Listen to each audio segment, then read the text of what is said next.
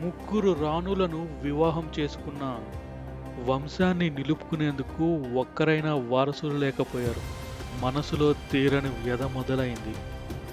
ఒకనాడు గంగానదిలో స్నానం చేసి తిరిగి వస్తున్న మహాదేవునికి ఒంటి నిండా తెల్లని విభూది పూసుకుని ఎర్రని కళ్ళతో చేతిలో త్రిశూలంతో ఒక సాధువు ఎదురయ్యాడు. రాజా, దక్షిణ భారత యాత్రకు వెళ్ళి పుణ్యక్షేత్రాలు సందర్శించు, నీ మనసులో కలత తీరుతుంది అని చెప్పి వెళ్ళిపోయాడు. పరమేశ్వరుడే కరుణించాడని భావించిన మహాదేవుడు ప్రయాణానికి సిద్ధమయ్యాడు. ముగ్గురు భార్యలలో సులోచన మాత్రమే అతనితో వచ్చింది.